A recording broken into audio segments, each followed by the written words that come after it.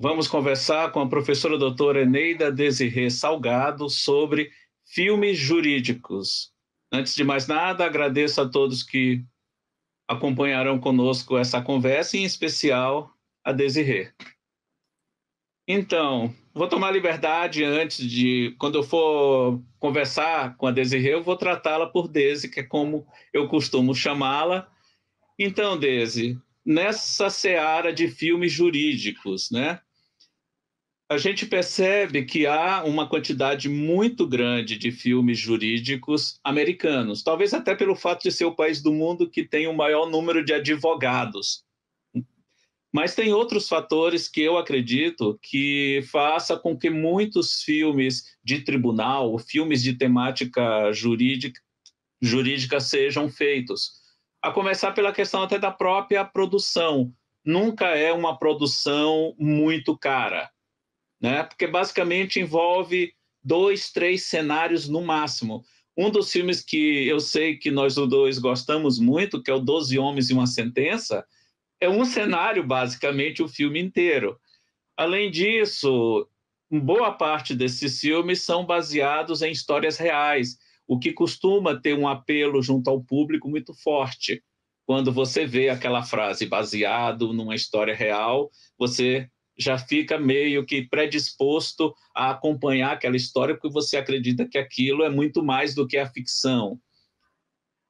Então, isso gera um problema que até a gente conversou um pouco antes dessa conversa, em relação ao que acontece no Brasil, mais especificamente nos cursos de direito, né?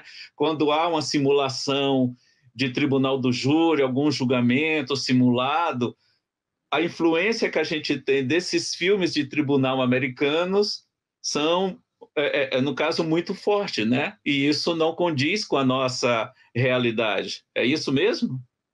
É, boa noite todo mundo, espero que vocês aproveitem essa conversa, que nem eu vou aproveitar com certeza aí com o Marden. Obrigado, Marden, pelo convite, estar aqui com você falando de um tema que a gente gosta muito, né? Porque a gente gosta muito de cinema, eu gosto muito de direito, é o que eu tenho estudado aí nos últimos, um pouquinho mais de 5 anos, né? Que eu tenho... Só um pouquinho mais.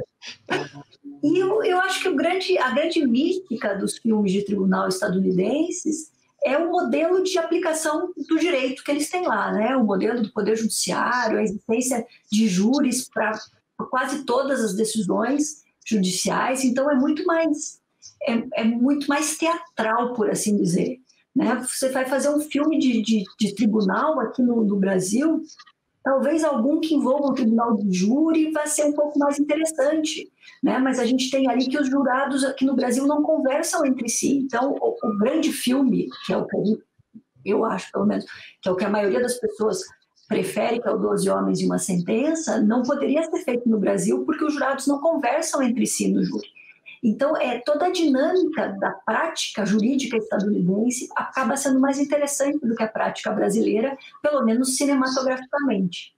Agora, é verdade, o que a gente vê de frustração na meninada quando não tem protesto, né, no meio do julgamento, e quando não tem aquela interpelação direta da testemunha, e quando não existe o júri, ou seja, toda aquela teatralidade acaba se perdendo um pouco.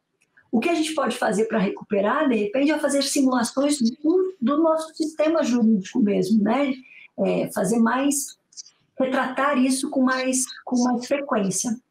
Aí as pessoas iam saber como é que funciona o sistema brasileiro. E eu lembro que a gente conversou, Marlene, quando você estava fazendo o livro, que até nas novelas brasileiras, muitas vezes, havia o retrato do sistema estadunidense e não do sistema brasileiro. Exato. E para continuar no exemplo que a gente citou aqui no começo da conversa, de 12 Homens e um Segredo, que é um clássico absoluto de filme de tribunal, é um filme de 1957, foi o primeiro trabalho como diretor do Sidney Lumet, e é um filme que, independente da questão jurídica que o filme trata, ele abre justamente no momento em que os 12 jurados são encaminhados para a sala para, no caso, tomar a decisão e dar o veredito daquele caso. E você percebe já aí uma colocação que difere do que a gente costuma acompanhar aqui, isso faz todo sentido, mas o interessante no desenvolver da história, muito mais, pelo menos no meu ponto de vista, muito mais do que o julgamento em si, é a questão do argumento, porque chega a hora, os 12 homens zangados, né, que seria a tradução literal do título original do filme, eles precisam decidir, os 12 começam a votar, 11 votam pela condenação do garoto, e o último voto, o do Henry Fonda, ele diz uma frase que eu acho muito interessante e, para mim, uma das melhores do filme, e justamente a que move toda a história a partir dali. Ele diz: eu tenho dúvida, vamos conversar? Que é algo que, aos poucos, você vai vendo a história por trás daquilo, como é que chegou àquele ponto, e a maneira como gradativamente, a partir de um argumento, de uma fundamentação por parte da personagem do Henry Fonda, aquele quadro, né, que inicialmente já estava meio que decidido, e no caso da justiça americana, a decisão dos jurados deve ser unânime, né? Ou seja, não pode ter um voto que seja contrário, e é justamente a partir dessa contradição apresentada pelo Henry Fonda no filme, a coisa começa a mudar de figura. Você não pode ter dúvida, né? Se você tiver alguma dúvida razoável, aquilo já não deve valer como a sua opinião, porque você está, na verdade, condenando uma pessoa por um crime. Então tem que ter absoluta certeza da autoria. E aí, você lembra, Marlene, que ele começa a fazer simulações, né? Você consegue ver se ele tiver essa distância, a testemunha que disse que reconheceu ele estava a tal distância, era noite, não tinha luz. Ou seja, vai construindo uma argumentação para dizer, olha, não tem como nós sabermos com certeza que foi essa pessoa que cometeu este crime. A gente dando spoiler, né? Mas, enfim... Peraí, o filme tem mais de 60 anos, né? Então... Não, se você não viu ainda, corra que ainda dá tempo de ver hoje, depois da live. Porque é um filme impressionante exatamente por conta dessa dúvida. E aí, se a gente lembrar um outro filme, agora mais, né, não estadunidense, um filme aqui pertinho da gente, que coloca essa dúvida das testemunhas para a condenação, é o Tese sobre o Homicídio, né, que tem o fabuloso Ricardo Darín. Filme argentino. Que vai fazer exatamente isso, né? Não, então você tem certeza do que aconteceu? E daí ele faz também exercícios com a turma dele, ele é um professor de direito, e que vai mostrar como é difícil de você testemunhar um fato, né? Que você não estava preparado para falar sobre ele. Então não é que você vai se preparar para prestar atenção em todos os detalhes e aí poder relatar. Simplesmente você assiste alguma coisa e depois é chamada a relatar, e como isso é falho no processo. Então o que o Henry Fonda faz ali fabulosamente no 12 Homens e uma Sentença é exatamente isso, mostrar como a percepção da gente pode ser falha, né? E eu imagino que deve ser uma angústia para qualquer pessoa que esteja ali na posição de dar uma decisão a respeito da vida de alguém. Essa incerteza em relação aos fatos, em relação à autoria, deve ser bastante complicado mesmo. E você mencionou agora esse filme argentino. Que semelhanças ou diferenças você vê entre a maneira como o julgamento se conduz, como essa questão jurídica se conduz na Argentina, ou pelo menos aqui é mostrada no filme, em relação à nossa realidade aqui no Brasil? Aí, pelo menos na minha leitura, a gente tem muito mais similitudes do que diferenças, né? A gente herdou um sistema jurídico muito parecido, né? A gente vem aí da primazia da lei e não da decisão judicial como fonte do direito. Então, a gente acaba conseguindo assimilar ou perceber muitas coisas parecidas com o sistema argentino. Uma das coisas que eu brinco é quando você vai ver Ally McBeal, que é uma das séries que você comenta lá no final do livro, eles nunca vão atrás de um artigo, de uma lei ou de um código que vai dar resposta. É sempre uma decisão tomada em 1968 sobre tal... Eles citam sempre o caso, né? Caso tal. Exatamente, porque a base do raciocínio jurídico nos Estados Unidos são as decisões judiciais anteriores. No Brasil, não. Até tem uma discussão agora se deveria mudar ou não, tem gente defendendo a mudança, mas, por enquanto, pelo menos, o nosso sistema é com base... A nossa argumentação jurídica é com base no texto da lei, e na Argentina também. então acaba também sendo um pouco mais aproximado o sistema deles com o nosso sistema, e a gente aproveita muito mais nesse sentido, né, a cinematografia argentina do que a cinematografia estadunidense aí para comparar os sistemas. E como a gente falou até agora de um filme americano, de um filme argentino, não posso deixar de citar aquele que é considerado o melhor filme de tribunal feito aqui no Brasil, e um filme que retrata aquele que é considerado a maior injustiça num julgamento aqui no Brasil. Estou falando de O Caso dos Irmãos Naves, que é um filme, se não me engano, de 1967, dirigido pelo Luiz Sérgio Persson, mas conta uma história que se passa, eu acho que na década de 20 do século passado, tem mais de 100 anos, por aí. E que é um caso que condenou 2 irmãos, né? Levou esses 2 irmãos à prisão e, consequentemente, a esse julgamento, por uma questão meramente circunstancial. Sem dar muito spoiler da história, os 2 trabalhavam vendendo produtos, né? E tiveram uma discussão com um senhor que pouco depois é encontrado morto. E isso, o delegado quer mostrar serviço, há aquele julgamento social, né? E tudo, e isso rapidamente termina condenando antecipadamente esses 2.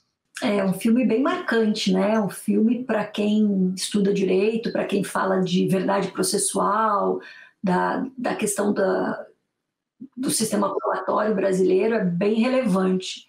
E um filme escrito, um filme feito a partir do relato do advogado no caso, se não me engano, né, Marli? Que você sabe, minha memória para algumas coisas é meio de... o advogado que assumiu a defesa dos irmãos, né? Isso. Então é uma visão, obviamente, parcial, mas cujo reconhecimento do erro veio posteriormente, né? E tem um filme italiano, Sacco e Vanzetti, que também é uma história um pouco similar, né? De como um erro, na verdade, uma tentativa de uma punição rápida, de uma resposta social rápida, leva aí a pessoas serem presas e, enfim, sofrerem penas por muito tempo, até o reconhecimento do erro judicial.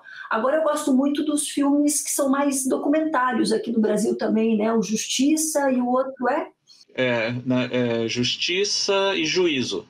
E Juízo, isso, da Piazzada, né? Etc.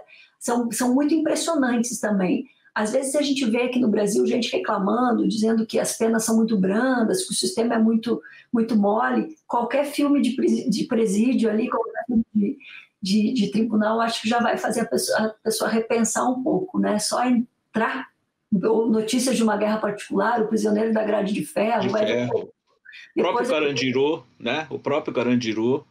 Que é bem forte, né? Exemplos disso. Ali a gente vai... E tem outra realidade, né? Você falou do cinema italiano, teve um período no cinema italiano, final dos anos 1960 e primeira metade da década de 1970, né, que houve uma produção consistente na Itália, tanto é que muitos consideram esse conjunto de filmes, né, representantes do chamado cinema político italiano, né? Não só o Sacco e Vanzetti, teve também investigação sobre um cidadão acima de qualquer suspeita, teve vários outros filmes feitos nesse período. Nessa mesma época, a gente viu os trabalhos do Costa Gravas, né? Fez o Z no finalzinho da década de 1960, pouco depois, já morando na França, ele faz o Sessão Especial de Justiça, né? Estado de Sítio, são todos filmes bem representativos daquele período e também dessa forma, desse direito, né? Que às vezes tem similaridades com o que a gente tem aqui no Brasil, mas são bem diferentes, por exemplo, do molde americano, né? Que é aquele que a gente está mais acostumado. E me parece também ser possível vislumbrar uma onda no cinema latino-americano em relação ao período de ditadura, né? Então, são filmes políticos de julgamentos, de respostas jurídicas a determinadas situações, também a partir dessa pegada política, mas muito mais tardio do que o cinema italiano, se não me engano, né, Marli? A gente está falando aí de filmes italianos feitos ainda em 60, 70, aqui a gente vai ver isso mais em 90, alguns filmes que vão retratar essas discussões jurídicas, né? Agora, é uma coisa que nos Estados Unidos, talvez a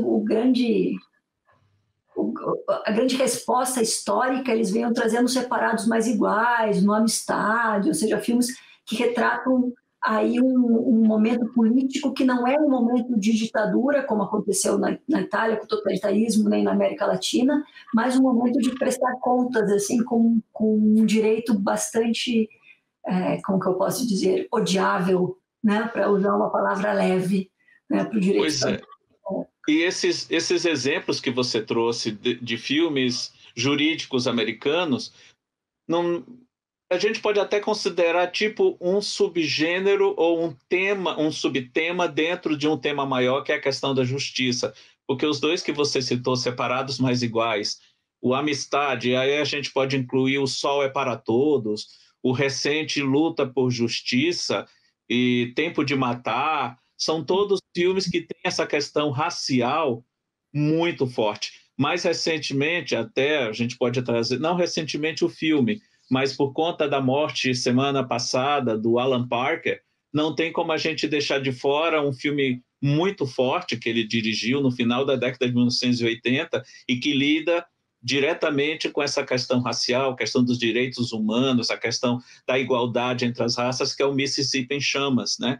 Que apesar de não ter um julgamento, por assim dizer, porque supostamente ele vai acontecer depois, se tivesse uma continuação, nós teríamos o julgamento, mas o desenrolar da história é justamente a investigação, a coleta de dados que, no final, culminará no julgamento dos responsáveis pela morte daqueles 3 ativistas, né? 2 negros e um branco.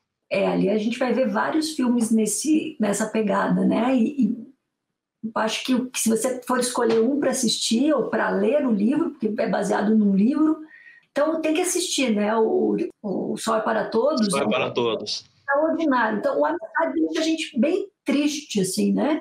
Porque você vê como a argumentação jurídica foi utilizada para desconsiderar pessoas como pessoas, né? E isso aconteceu também em decisões posteriores. Se a gente pegar o grande caso estadunidense, que é o Dred Scott, né, de que ele não tinha direito de ir à Suprema Corte porque ele não era uma pessoa, era uma propriedade. E depois a gente vê essa discussão quando começa a ter a organização de defesa dos direitos, né, das pessoas negras. Tal. Isso é bem, bem interessante como vem essa argumentação.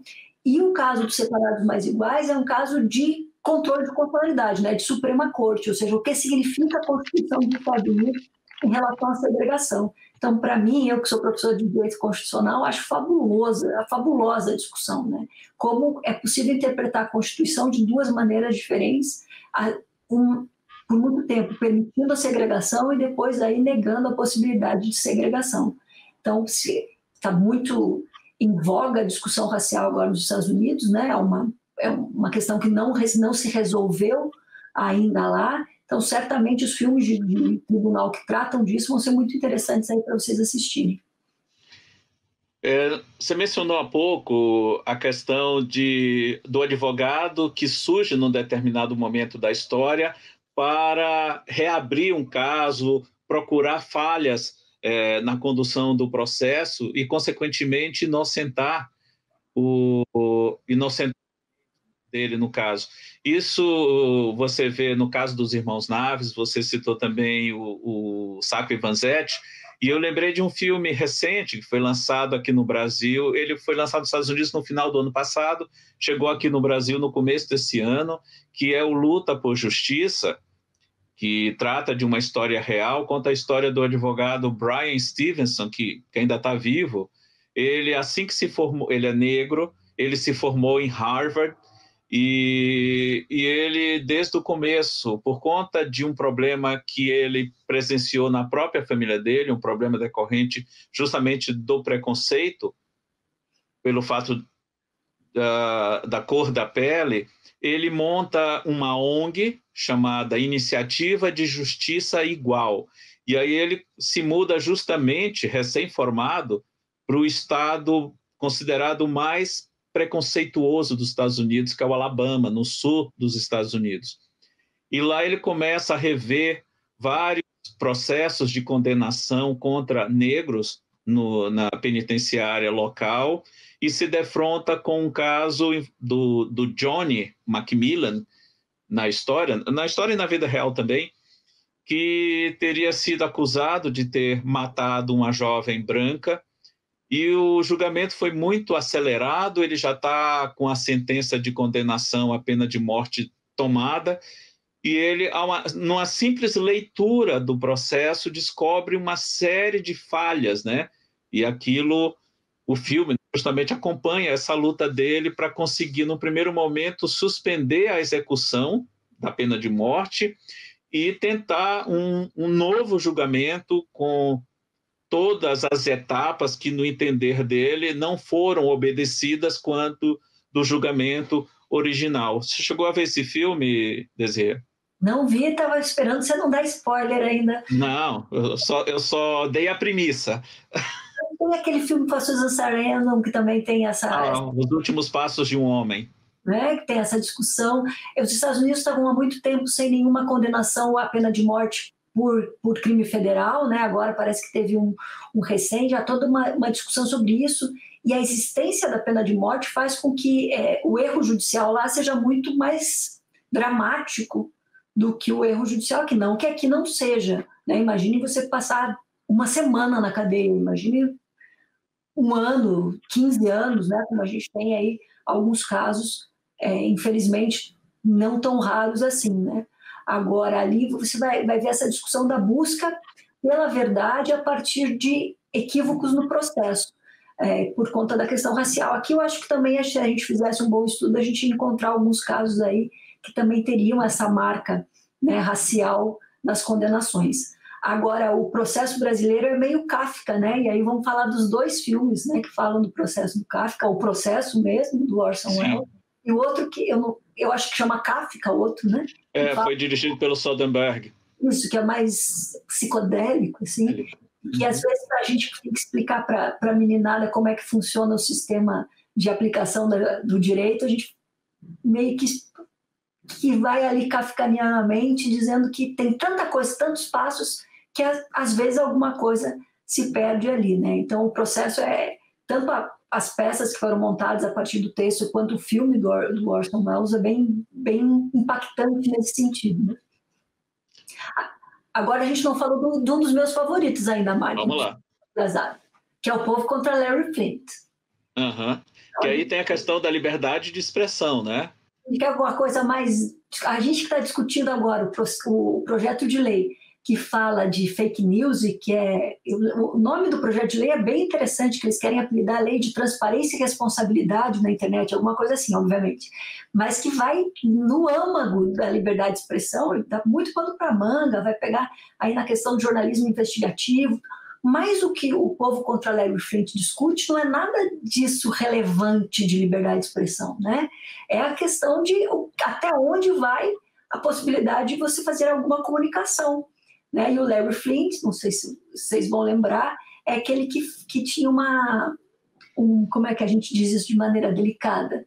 Uma publicação. Ele era dono da principal concorrente da revista Playboy, a Hustler. Só que você pense assim numa Playboy mais pesada, mais explícita. Era a revista dele. E aí?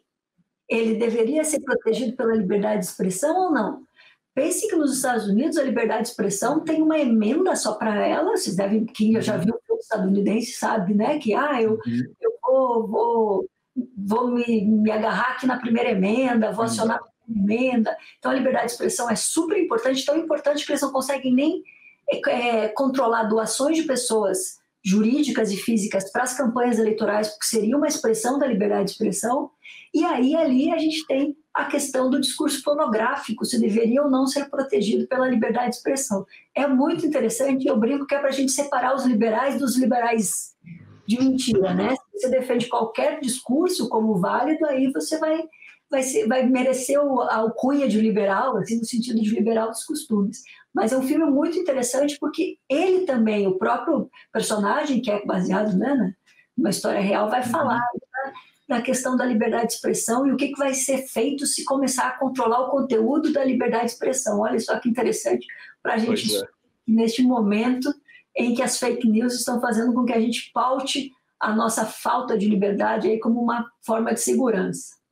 E aí eu quero sair dessa liberdade de expressão para a liberdade de atuação, que aí eu sei que é um outro filme e uma outra personalidade que você admira bastante, que foi retratada simultaneamente num documentário, RBG, não é?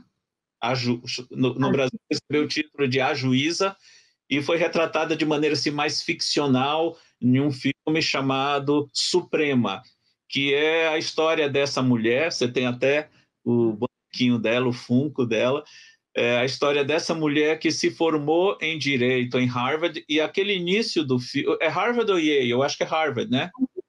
Ela deixa Harvard e vai terminar em Columbia, por conta... Né? Uhum. Não, mas no começo da história, quando ela inicia o curso superior em Direito, você já visualmente o filme já deixa bem claro que ela é um peixe fora d'água. São todos homens. Naquela época, né? E ela chega em casa e pergunta para o marido: o que é que eu posso vestir amanhã para ser visto como um homem de Harvard? Aí o marido dela, muito espirituoso, disse: você nunca será um homem de Harvard. É bem marcante, né? No filme, e depois no documentário ela comenta isso, o reitor chama as poucas mulheres que estavam em Harvard à época e pergunta como é que elas se sentem em estar ocupando o lugar de um homem. Né? Então é algo bem marcante, e aí vocês podem estar pensando: nossa, que absurdo. Não, gente. Não é, não. E historicamente, não é tão distante assim, né? Hein, Deise? Historicamente, cerca de 60 anos atrás, ela passou por essa situação. Isso, mas aí mais recentemente ela foi nomeada pelo Bill Clinton para ser Justice da Suprema Corte, né? Então isso foi em 93. E ela vai dar uma entrevista e perguntam para ela. Ela seria a segunda mulher na Suprema Corte dos Estados Unidos, que é formada por 9 integrantes. E aí pergunto para ela: mas agora a senhora é a segunda mulher entre os justices, tal, qual é o número de mulheres que a senhora acha que seria bom para os Estados Unidos na Suprema Corte? Ela fala: 9. E aí o jornalista fala: 9? Ué, por 200 anos foram 9 homens e ninguém achou ruim. Exato, faz todo sentido. Não é? E aí ela mostra a luta dela no documentário. O documentário é mais emocionante, assim, para quem acompanha a trajetória. Ela é uma mulher com 87 anos que se recusa a deixar a corte, porque nos Estados Unidos a vitaliciedade é vitalícia mesmo, né? Não é que nem a nossa, que é até 75, porque ela sabe que daí o presidente pode indicar uma nova pessoa para ocupar o lugar dela, então ela tenta aí esperar, né? Um melhor cenário para ser substituída, vamos dizer assim, e ela mostra a luta dela, que ela está enfrentando o 3º câncer, se não me engano, e como ela constrói os votos, e como ela consegue conversar com pessoas que pensam diferente dela, né? Então o Scalia, que acabou morrendo precocemente, que também é um justice da Suprema Corte, que é bastante conservador, fazia uma leitura da Constituição a partir dos dicionários de quando foi feita a Constituição estadunidense, e aí mostra também como ela é tratada de maneira diferente por ser mulher, inclusive nessa altura, né, do campeonato. Mas existe todo um culto em volta da Ruth Ginsburg, né, até a Notorious RGB, porque ela é RBG, porque é uma personalidade toda, né, e mostra aí. E os 2 filmes mostram a dificuldade que ela teve por ser mulher de conquistar um lugar no mundo do direito. Eu estive recentemente no Tribunal de Justiça, antes, né, quando o mundo ainda era mundo, antes do fim do mundo, como a gente o conhecia, e era exatamente para discutir o lugar da mulher no direito. E garanto que muitas mulheres ainda se sentem um pouco desconfortáveis de ocupar simplesmente o lugar que elas merecem, porque o olhar do direito ainda é de um olhar do homem universal e por aí vai, né, do cidadão médio, do homem médio casado com a mulher honesta, né? A gente fica lá, a gente é sempre o outro do direito, né? Não está ali no lugar. E os dois filmes mostram bastante isso lá e poderiam mostrar aqui também da mesma forma. O filme, em particular, o Suprema, ele usa justamente isso para ir pontuando as viradas de roteiro, né? Aí vem a questão inicial dela ingressando na faculdade, no curso. Então, todo o problema que ela tem com os professores, com os colegas, pelo fato de ser mulher. Primeira questão. Depois de graduada, ela começa a enfrentar dificuldade para poder exercer a profissão, poder trabalhar como advogada. Chega até a ser lembrada, digamos assim, que ela é bonita demais para ser uma advogada. Ela não poderia trabalhar no escritório de advocacia, que na sua maioria era composto por homens, porque as esposas desses homens se sentiriam ameaçadas pela presença dela. E, claro, tem a virada da história, ela que sempre procurou lutar pela igualdade de gênero, justamente quando essa desigualdade de gênero é constatada num homem. Isso. E é somente a partir daí que ela consegue dar a virada. Ela é pelos todos os relatos, ela é muito acima da média, né? Ela é uma pessoa brilhante. Tem até o relato do próprio presidente Bill Clinton falando que em 15 minutos já estava convencido que era a melhor pessoa que ele poderia indicar para a Suprema Corte. E ela faz uma litigância estratégica, ou seja, ela escolhe os casos que ela vai levar à corte para ir avançando e revertendo, né, as situações de discriminação por gênero. E até que ela chega a mostrar, se não me engano o caso, Marli, eu com a minha memória de Dory, né? Mas é um caso em que um homem teria perdido a esposa no parto e daí foi pedir licença para cuidar da filha. E aí não se dava licença para ele porque ele não teria esse direito. Se não me engano é uma coisa assim. Daí ela mostra... Não. Na realidade ele cuida da mãe. Ele é cuidador da mãe. E aí ele presta a declaração de imposto de renda e ele pede a isenção do imposto, ou de parte do imposto, por ele estar em casa cuidando da mãe doente. E negam isso para ele, dizendo que aquela atividade não poderia ser exercida por ele, teria que ser uma enfermeira, uma mulher para cuidar da mãe dele. E é justamente essa a discriminação que ela percebe e usa para dar a virada. Isso, porque cuidadora somos nós mulheres, né, gente? Em tempo de pandemia a gente está vendo isso. Mas aí o que ela faz? Ela usa este caso para mostrar como a discriminação por gênero prejudica toda a sociedade, não apenas as mulheres. Algo que para nós pode ser óbvio, mas para muita gente ainda não é.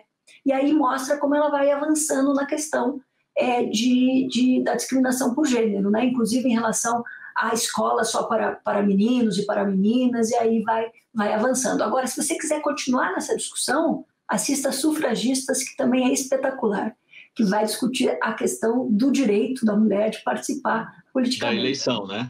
E você já entrou no direito eleitoral. Vou voltar, eu já saio daqui, eu só vou falar mais um negocinho. Eu assisti pela 29ª vez com a Ana Clara, o Mary Poppins, e daí ali também tem a sufragista, né? Porque a mulher, a mãe das duas crianças, né, que vai contratar Mary Poppins, o banqueiro, etc. Ela é uma sufragista, né? E aí vem toda a discussão aí do lugar da mulher na sociedade estadunidense, aí na sociedade brasileira e por aí vai. Marli, quem sabe seja na hora da gente fazer um filme sobre Celina Guimarães, falar em mulheres, eleição e direito, né? A nossa primeira eleitora, eu estive em Mossoró um pouco antes do fechamento do mundo, e é bastante impressionante o que tem lá, e as 300 de Mossoró. Eu acho que estava na hora da gente fazer uma história e contar a história dessas mulheres que lutaram pelo direito aí no interior do país, aí no sertão. Acho que ia ser bem interessante. Não, assunto tem, personagens tem, e isso realmente daria uma boa história. Mas vamos voltar agora um pouco para o Brasil outra vez, que aí eu vou querer fazer um paralelo entre esse filme, apesar de serem questões bem distintas, mas ambos estão mais ou menos na mesma seara jurídica, né? Um filme brasileiro que, infelizmente, não é muito lembrado hoje, é difícil até de se encontrar, mas é um belíssimo filme, até pelo inusitado da história e principalmente por ser uma história real, que é o beijo 2348/72. Esse é o nome, é o número do processo, é um processo trabalhista, né? Daí, beijo 2348/72, onde um funcionário de uma fábrica é demitido por ter beijado uma colega de trabalho. O motivo da demissão foi ele ter dado um beijo na colega de trabalho. Claro, gerou uma ação trabalhista, e aí isso me remete a um outro filme muito conhecido, muito famoso, muito premiado, que lida também com a questão trabalhista, que é o Filadélfia, com o Tom Hanks, que é demitido do escritório onde ele trabalhava como advogado, pelo fato de os donos, os sócios desse escritório, descobrirem que ele é portador do vírus da AIDS. Então, os dois lidam com questões trabalhistas, claro. O beijo 2348/72 é a nossa realidade. Nós temos no Brasil uma justiça especializada nessas questões, que é a Justiça do Trabalho, mas lá no Filadélfia a história é diferente, segue aquele molde que a gente já se habituou a ver do protesto, né, dos filmes americanos. Eu sei que você conhece bem o Filadélfia. Você viu o beijo 2348/72? Só li sobre ele. Tentei achar e não consegui. Como você disse, é muito difícil de conseguir encontrar, né? Agora, o direito do trabalho, as relações trabalhistas, tem muito mais retrato no Brasil, pelo menos pelo que eu vejo, na questão sindical, né? Nos filmes. Sim. Que tratam e documentários, principalmente, né? O sindicalismo, os momentos ali, tanto na década de 60, depois do Renascimento, na década de 80, etc. Mas eu acho que valia a pena. Apesar que eu acho que valia até a gente fazer um paralelo aí com o processo administrativo disciplinar, hein, Mário? Não dá para fazer o beijo, porque também daria um processo interessante. E aí não um processo judicial, né? E sindicâncias, etc. Certamente, se a gente procurar, a gente vai encontrar um beijo, outro número aí, para falar de processo administrativo disciplinar. Agora, a Filadélfia é uma pancada. Ele está fabuloso, né, no papel. O Denzel Washington, vai me corrigindo se eu errar o nome dessa... Denzel Washington é o advogado que o defende, o Tom Hanks é o que entra com ação contra o escritório. Isso, e daí vem toda essa discussão da questão da discriminação, que a gente vai encontrar muito também nos filmes estadunidenses de tribunal e de discussão jurídica. A questão de qual é o lugar, o que pode ser considerado motivo para um tratamento desigual, né? Sendo que a Constituição dos Estados Unidos está lá na cláusula 16, se não me engano, que vai dizer que todos têm que ser tratados com igual consideração e respeito. E aí o Filadélfia entra numa... Era um momento muito chocante, né, Marlene? Acho que a maioria das pessoas que estão assistindo não vão lembrar, porque são jovens demais, não são como nós, mas nós tínhamos ali, quando começou a discussão da AIDS aqui no Brasil, a gente teve a perda de muita gente, né, de muitos artistas, e era uma praga, né, não chegava a ser uma pandemia como a gente tem hoje, mas havia muito medo, e muito medo do contágio na época, né? E como isso gerou muita discriminação e por aí vai. Então vale a pena ver o Filadélfia, embora seja bem nesse modelinho aí, que a gente não vai conseguir trazer muitas comparações para o sistema brasileiro. E o Filadélfia, que é um filme de 1993, dirigido pelo Jonathan Demme, ganhou na época 2 Oscars, o melhor ator para o Tom Hanks e melhor canção, a música do Bruce Springsteen, Streets of Philadelphia. Foi o primeiro filme a abordar a AIDS produzido por um grande estúdio americano. E na época do filme, estávamos em 1993, a questão da AIDS já era discutida há mais de 10 anos, mas até aquele momento nenhum estúdio tinha assumido um projeto como esse, que era na época, né, um projeto extremamente arriscado. Foi preciso que o Jonathan Demme tivesse ganho o Oscar de melhor diretor por O Silêncio dos Inocentes, o cacife dele ficou maior. Ele teve acesso ao roteiro de Filadélfia, que foi entregue a ele pela esposa dele, que era muito amiga de uma pessoa que veio a falecer em decorrência da AIDS, e a história tratava disso. E isso terminou, ele conhecia a pessoa também, ficou muito comovido com o drama que essa pessoa enfrentou até morrer. E aí ele resolveu fazer o filme, mas olha a situação. Era o Jonathan Demme, que estava à frente do projeto, tinha ganho o Oscar de melhor diretor, melhor filme com O Silêncio dos Inocentes, e mesmo assim nenhum estúdio quis bancar o projeto na época. Foi preciso que o Tom Hanks, que ficou sabendo do projeto, procurasse o diretor e se envolvesse no projeto para, como se diz em inglês, ele é bankable, né? Ele é bancável, é um astro bancável, né? Que atrai bilheteria. E aí o projeto só saiu por conta disso, dessa conjunção. Tem uma frase que eu gosto muito em Filadélfia, que é dita pelo Andy, que é a personagem do Tom Hanks, quando perguntam a ele a certa altura por que ele resolveu estudar direito, por que ele se tornou um advogado. E aí ele diz, muito emocionada, no meio do julgamento, é uma cena muito bonita, né? Ele diz que porque, às vezes, poucas vezes, não sempre, mas às vezes, ele tem a sensação de que conseguiu fazer valer a justiça. Eu me arrepio só de lembrar da cena, a cena muito bonita. Ela, para mim, é tão tocante quanto aquela fala do Henry Fonda de ter dúvida, e também uma sequência final de O Sol é para Todos, quando termina o julgamento e os negros daquela comunidade que estavam acompanhando o julgamento do mezanino, eles não podiam ficar no térreo do plenário lá do tribunal, e aí o Ericus Finch, que é o advogado, vivido pelo Gregory Peck, está arrumando as coisas dele na maleta para sair do tribunal. Os negros todos ficam de pé quando ele está saindo.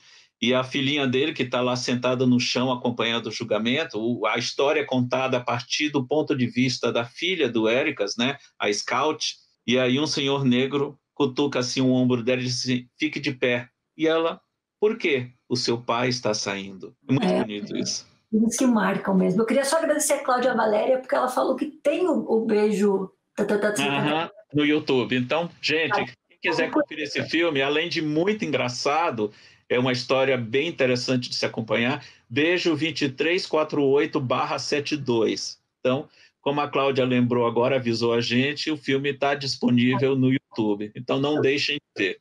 Eu procurei no serviço de streaming, não procurei no YouTube. Mas a gente... Infelizmente, filme brasileiro com mais de 20 anos, nem americano você encontra com facilidade nos serviços de streaming, quanto mais um filme feito aqui no Brasil. Talvez na programação do Canal Brasil, eventualmente, seja apresentado. Então, Desirê, acho que a gente pode começar a olhar aqui as perguntas agora. Tivemos muitas participações, vamos ver alguma delas aqui. Pessoas parabenizando a gente, achando a coisa legal. O juizado, o Tiago Cortellini, dos Juizados Especiais de Palmas, presente aqui. Muitos alunos teus desejando boa noite, com saudades das aulas da professora. O pessoal do Jota também aqui em peso acompanhando. Desembargadora Ana Lúcia, desembargadora Lenice, desembargador Fábio. Que mais? Marlon Silva, professora, que saudade de suas aulas. O pessoal da COSEC também, desembargador Noeval, desembargadora Denise, a Carolina. O Pedro diz que realmente 12 Homens e uma Sentença é um clássico absoluto do cinema mundial, concordo.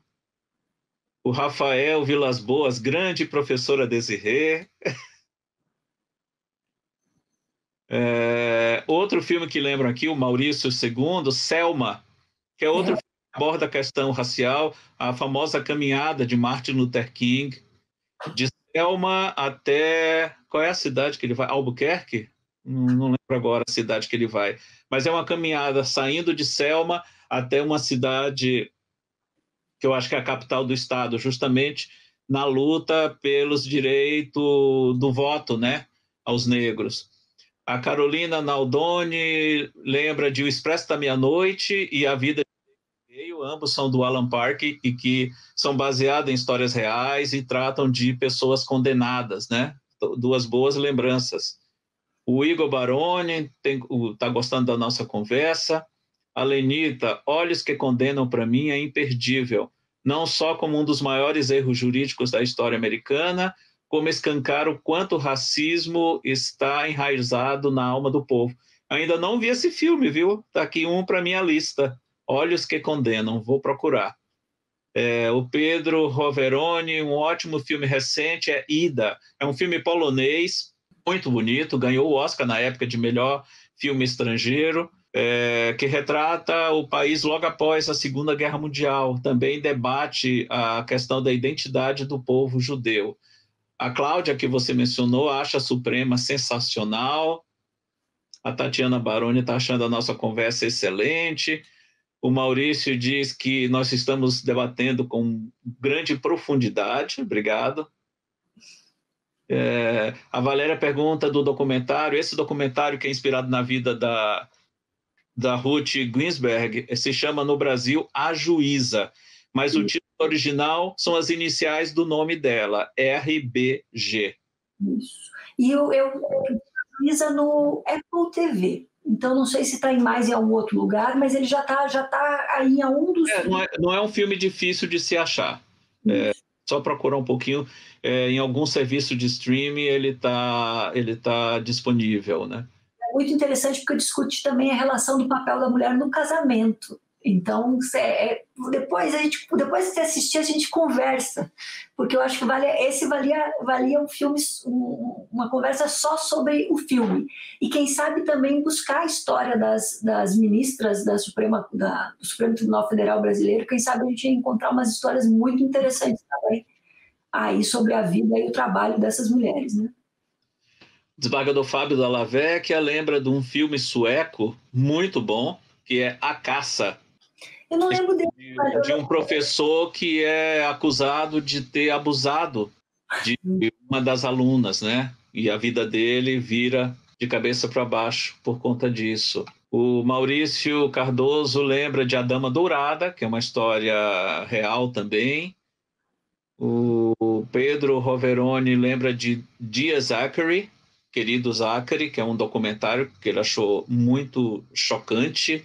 E a Lenita Mars, que lembra de um filme recente, esse você encontra em alguns serviços de streaming, que é O Preço da Verdade. É um filme do finalzinho do ano passado também, com Mark Ruffalo, que ele interpreta um advogado que iniciou uma ação contra a indústria química DuPont, e é uma ação que ainda hoje está acontecendo. Ela teve início há 20 e poucos anos, e ainda está rolando. Muita gente já foi indenizada, já foi pago até o momento perto de $1 bilhão em indenizações, mas a causa ainda está aberta, não tem uma decisão ainda final, mas envolve uma mega corporação, uma das empresas mais poderosas do mundo, né, a DuPont.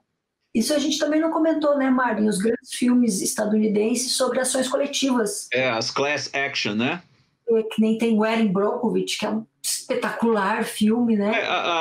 A história do preço da coragem, da verdade, aliás, é muito parecida com a questão de Erin Brockovich, porque envolve uma região que teve a água e os mananciais contaminados com dejetos químicos, né? Então a pegada é um pouco parecida. E você falou de Erin Brockovich, né?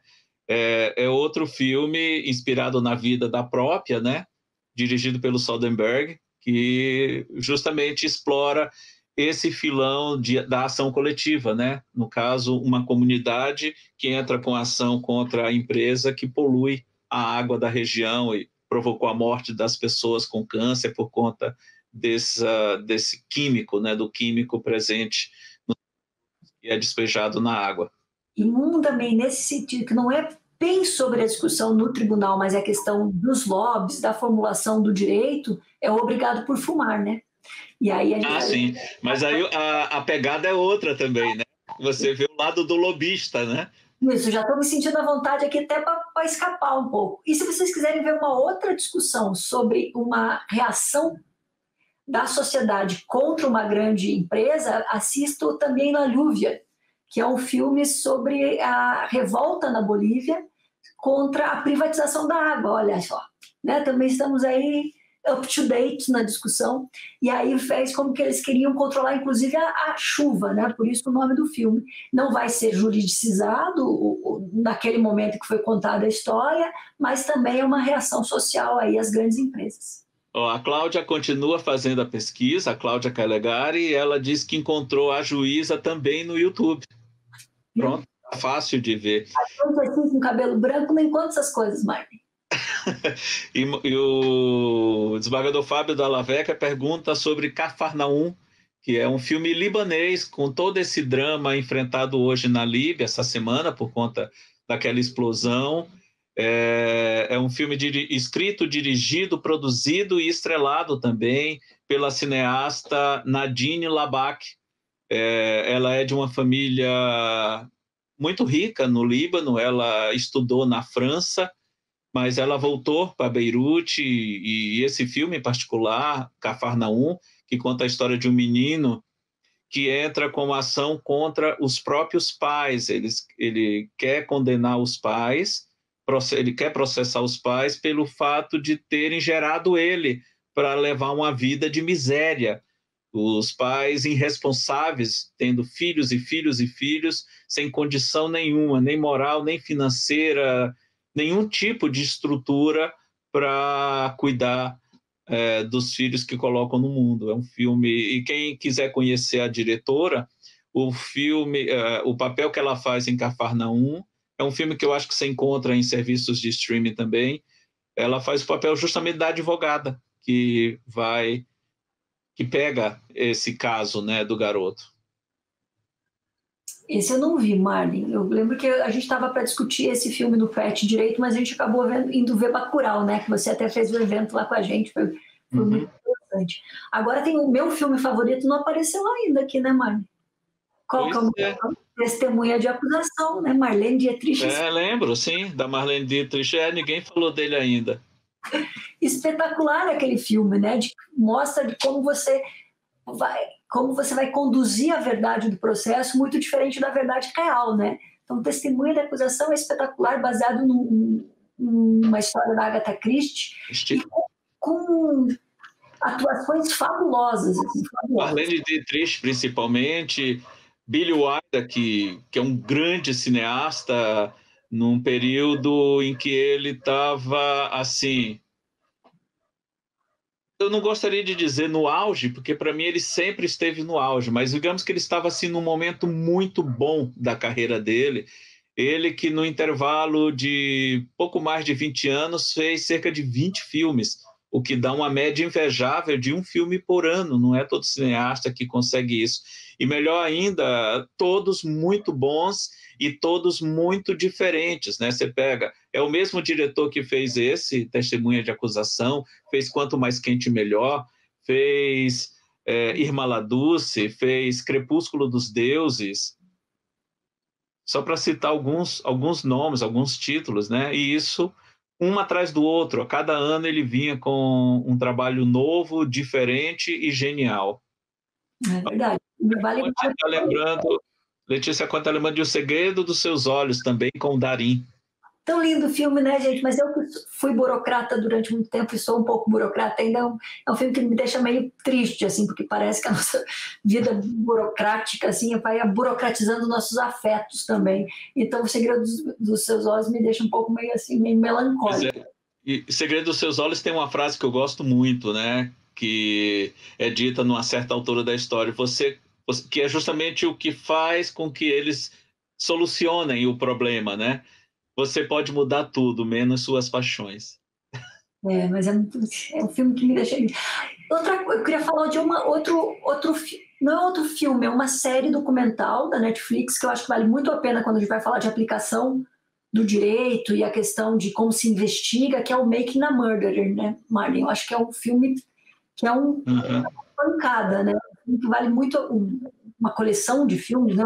Fazendo um assassino, né? Ou criando um assassino. E aí conta como mais livre, né? Que esse não é contra um negro, é contra um white trash, né? Com os brancos indesejados dos Estados Unidos, e como se monta ali, transformando ele num assassino, né? Então acho que valia bastante a pena também dar uma olhada aí. Não sei se está Netflix. Vale a pena. Não, ainda deve estar porque é produção da própria Netflix. Mas o perigo de a gente começar a falar de série é porque existem muitas. Quem sabe a gente não faz futuramente uma nova live só sobre séries que lidam com questões jurídicas, porque existem muitas e todas muito boas. Estamos chegando perto do final. Mais uma lembrança de um excelente filme que lida com questão jurídica, foi lembrado pela Janaína Monteiro, O Informante, com o Al Pacino e o Russell Crowe, envolve a indústria do tabaco, né? E a questão de essa indústria provocar o vício nas pessoas com substâncias químicas colocadas nos cigarros, né? E a Cláudia, de novo, lembra de Estômago, que é um filme aqui feito em Curitiba, dirigido pelo Marco Jorge, que tem também a questão do sistema penal, né? De uma pena ser cumprida, no caso, pelo Nonato Canivete. Mas o Informante tem a discussão ética, né, do whistleblower e dos internos, né, das delações e por aí vai. Enfim, acho que aí também entra uma discussão muito interessante de como o sistema brasileiro responderia uma situação dessa, né, antes e depois aí das invenções novas aí no processo penal. E o Informante mostra como se pode, às vezes, acessar algumas coisas, deixando outras coisas. Enfim, não vamos dar spoiler do Informante, vai que tem gente ainda que não assistiu. Ele com... E a desembargadora Ana Lúcia pede para deixarmos a lista dos filmes que foram comentados aqui. Essa nossa conversa vai continuar disponível depois no canal da COSEC, no YouTube, COSEC TJPR, no YouTube. É só procurar que todos os comentários que foram feitos... Eu conheço esse livro. E tem esse livro aqui, ótimo, gente, muito bom, muito bem prefaciado, muito bem escrito. Muito bem prefaciado. É o Cine Marlin vai aos tribunais, que a gente parou em 2015, não foi, Marlin? Acho que foi até 2015. Pois é, eu estou planejando uma nova edição com 500 títulos agora. Aí tem Sabe para o ano que vem. Dá para passar várias pandemias aqui, é só assistir E essa capa é justamente 12 homens e uma sentença. Se você abrir a orelha, você vê a foto inteira com os 12 homens zangados na capa. Por isso que o amigo convida, porque a gente faz aí no merchan do livro dele, vocês acham? Então, Desi, estamos chegando ao final. O filme, Desembargadora Lenice pergunta qual é o filme do Mark Ruffalo que a gente citou aqui. É O Preço da Verdade. Esse filme está disponível na Apple TV e em alguns outros serviços de streaming também. Considerações finais, professora Eneida Desirê Salgado. Que bacana que a gente, mesmo durante esses momentos de várias restrições, a gente consegue fazer essa escapada, né? Alguém comentou que os filmes servem para a gente escapar um pouco da realidade, a literatura também serve para isso, mas às vezes os filmes ainda são capazes de combinar não só uma boa história, mas uma boa trilha sonora, com uma boa fotografia, uma boa ambientação, que faz com que a gente aí consiga escapar das pressões da vida contemporânea, ainda mais em tempos tão incertos em que o futuro cada vez mais imprevisível, né? Então, uma delícia conversar com vocês sobre os filmes. Também vou anotar aqui algumas coisas que vocês sugeriram, alguns filmes que eu acho que não vi, mas é capaz que eu veja, porque a memória aí dessa amizade sempre foi a do Marlon, né? Eu tenho episódios de memória. Mas vejam ali o livro, vocês vão encontrar muita coisa. Tem lá também tem no blog, né, Marlon? Eu acho que todos os filmes que estão comentados ali, a maioria que a gente falou, tem lá. E eles vão trazer aí, a gente acabou não falando de Hannah Arendt, não falou dos filmes alemães que vão tratar disso também, que é uma forma de raciocínio jurídico muito parecido com a gente. E as minhas considerações finais é que me convida de novo para a gente continuar conversando aí sobre filmes e sobre a vida. Com certeza. Agradeço a professora Desirê, em nome da COSEC, a Comissão Socioesportiva e Cultural do Tribunal de Justiça. Agradeço a todos vocês que acompanharam essa nossa conversa e, como eu já falei, essa conversa vai estar disponível no canal da COSEC, no YouTube. Podem continuar comentando e, se quiserem uma parte 2, a gente volta a conversar, marca outro dia, outro horário. E é isso. Obrigado a todos pela presença, obrigado, Desi. Até a próxima, pessoal. Tchau.